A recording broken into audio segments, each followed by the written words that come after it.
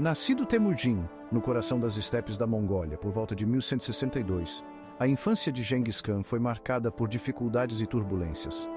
Desde cedo, ele enfrentou os desafios de um ambiente implacável e a luta constante por sobrevivência. Os mongóis viviam como tribos nômades. Suas vidas uma luta constante por recursos em um ambiente hostil. Eles se deslocavam frequentemente, seguindo as estações e as necessidades de seus rebanhos.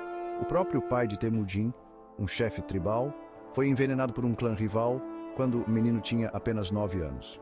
Um evento que mudaria para sempre o curso de sua vida, deixando sua família à própria sorte. Sem a proteção de seu pai, a família de Temujin enfrentou tempos ainda mais difíceis, lutando para sobreviver em um mundo cheio de perigos. Essa exposição precoce à traição e à violência endureceu o jovem Temujin. Ele aprendeu a se defender e a proteger aqueles que amava, desenvolvendo uma determinação feroz. Ele aprendeu a importância da lealdade e as realidades brutais do poder. A traição de seu pai foi uma lição amarga, mas crucial, que moldou sua visão de mundo. Ele testemunhou em primeira mão as divisões e lutas internas que assolavam as tribos mongóis, tornando-as vulneráveis a ameaças externas. Essas divisões enfraqueciam as tribos, deixando-as à mercê de inimigos, tornando-as vulneráveis a ameaças externas. Temujin percebeu que a união era a chave para a sobrevivência e prosperidade de seu povo. Essas experiências formativas moldariam sua visão de mundo e alimentariam sua ambição de unir os mongóis sob sua bandeira. Ele sonhava com um futuro onde seu povo pudesse viver em paz e segurança. Mesmo quando jovem, Temujin demonstrava as qualidades de um líder nato. Sua presença inspirava confiança e respeito entre seus pares. Ele era conhecido por seu carisma, inteligência e habilidade como guerreiro e estrategista. Sua capacidade de planejar e executar estratégias complexas o destacava entre os demais. Ele forjou alianças, reunindo um grupo de companheiros leais que respeitavam sua força e visão. Esses aliados seriam fundamentais em sua jornada para unificar as tribos. Passo a passo, ele começou a consolidar seu poder, derrotando chefes rivais e expandindo sua influência. Cada vitória aumentava sua reputação e atraía mais seguidores. A história da ascensão de Temujin é um testemunho de sua resiliência e determinação. Ele nunca desistiu, mesmo diante das adversidades mais difíceis. Das cinzas de sua infância conturbada, ele se levantaria para se tornar o unificador dos mongóis, mudando para sempre o curso da história. Sua visão e liderança transformariam a paisagem política da Ásia Central. Mudando para sempre o curso da história, ele não apenas uniu as tribos, mas também estabeleceu um império que se estenderia por vastas regiões. Seu nome se tornaria sinônimo de conquista e império, um símbolo de poder e ambição. Genghis Khan seria lembrado como um dos maiores conquistadores da história. Seu legado gravado para sempre nos anais do tempo como Genghis Khan, o grande Khan dos mongóis. Sua influência perdura até hoje, um testemunho de sua grandeza e impacto duradouro. As tribos mongóis, espalhadas pelas vastas estepes, eram conhecidas por seus conflitos internos. Presas à tradição e a rixas de sangue, elas invadiam e guerreavam entre si, impedindo qualquer unidade duradoura. Foi nesse mundo fraturado que Temujin emergiu, determinado a forjar um novo destino para seu povo. Através de uma combinação de alianças estratégicas, vitórias militares e pura força de personalidade, Temujin subjugou seus rivais um a um. Ele quebrou o poder das estruturas tribais tradicionais, promovendo indivíduos com base no mérito e não na linhagem. Essa abordagem revolucionária promoveu a lealdade e atraiu guerreiros e estrategistas habilidosos para sua causa. Em 1206, em uma reunião conhecida como Kurultai, Temujin alcançou o que parecia impossível: a unificação das tribos mongóis. Reconhecendo sua liderança e visão, os clãs reunidos o proclamaram Genghis Khan, que significa governante oceânico ou governante universal, um título adequado à sua ambição e à vastidão de suas aspirações. A unificação sob Genghis Khan marcou um ponto de virada na história da Mongólia. Não mais fragmentados e propensos a lutas internas, eles eram agora uma força unida, pronta para liberar seu poder sobre o mundo. Com um propósito comum e sob o comando de uma mente militar brilhante, o Império Mongol nasceu, destinado a se tornar o maior império terrestre contíguo da história. As ambições de Genghis Khan se estendiam muito além da unificação das tribos mongóis. Ele não se contentava apenas em ser o líder de um povo nômade. Ele vislumbrava um vasto império que se estendia por todo o mundo conhecido, um domínio que abrangeria terras e culturas diversas. E estava preparado para usar toda a força de seu exército recém-unificado para atingir seus objetivos. Seu exército era uma força implacável, treinada para a guerra e para a conquista. O início do século III testemunhou uma série de campanhas mongóis que deixaram um rastro de cidades conquistadas e exércitos derrotados. As histórias dessas campanhas se espalharam rapidamente, aumentando a reputação temível dos mongóis. A dinastia Khwarasmiana, na Pérsia, um dos maiores impérios da época, a dinastia Jin no norte da China, com suas fortalezas e exércitos bem equipados, e incontáveis outros reinos e tribos caíram diante da máquina de guerra mongol. Nenhum exército parecia capaz de resistir à força avassaladora dos mongóis. O que tornava o exército mongol tão formidável não era apenas seu tamanho e ferocidade, mas também sua organização e disciplina, mas também sua adaptabilidade e brilho estratégico. Eles podiam mudar de tática rapidamente, adaptando-se às condições do campo de batalha.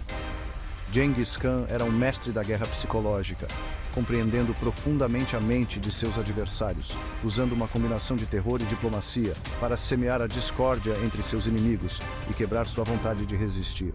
Ele sabia quando intimidar e quando negociar.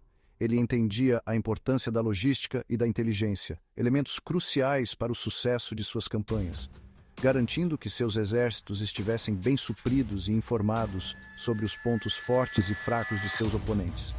Seus batedores eram os olhos e ouvidos do exército, sempre à frente, coletando informações vitais. As conquistas mongóis foram muitas vezes brutais, deixando um rastro de destruição por onde passavam, marcadas por massacres e pela destruição de cidades inteiras. A brutalidade era uma ferramenta para garantir a submissão rápida dos inimigos. No entanto, Genghis Khan não era movido apenas por sede de sangue. Ele tinha uma visão maior para seu império. Ele se via como um portador da ordem e da justiça, acreditando que seu governo traria estabilidade às regiões conquistadas, e acreditava que seu império inauguraria uma era de paz e prosperidade.